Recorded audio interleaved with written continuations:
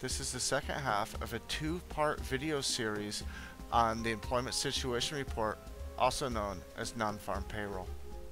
In general, unemployment figures are a good leading indicator of the economy heading into a downturn or recession. This is because companies are quick to let employees go at the first sign of a downtrend. However, in general, unemployment figures are not a good indicator of the economy coming out of a recession.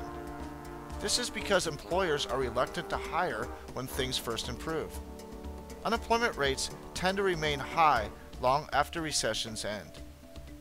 Another important thing to take into consideration is the size of the labor force in the U.S. is growing, so the economy has to keep expanding and creating jobs, or the unemployment rate will go up.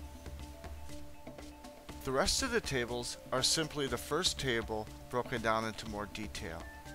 There are a few of these worth mentioning though. The first comes from Table A5, and it is the section titled Part-Time for Economic Reasons. These are people that want full-time work but could not find it. When this statistic increases, it is a sign that the job market and the economy is getting weaker, causing more and more workers to settle for part-time jobs. The next one comes from Table 8, which is the section for unemployed persons by reason for unemployment. And the section we want is job leavers.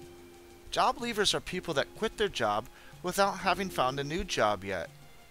When this number increases, it is a sign that confidence in the economy is increasing.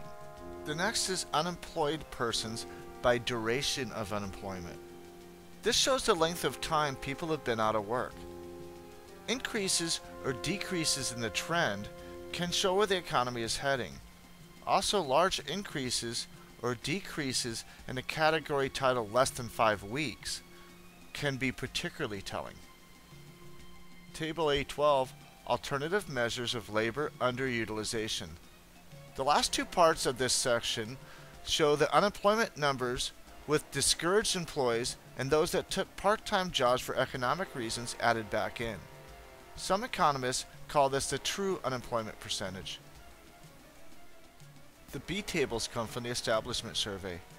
Table B1 and Table B2 show the demand for individual industries and sectors. Table B1 shows employee levels broken down sector by sector. Table B2 shows average weekly hours broken down sector by sector. The far right column of these tables show the changes in these levels. This is an excellent tool to gauge demand for a particular sector or industry. If employment and the number of hours worked are increasing, it means demand for goods and services in the sector has increased. If the level of employees and hours worked are dropping, it means that companies have less orders to fill.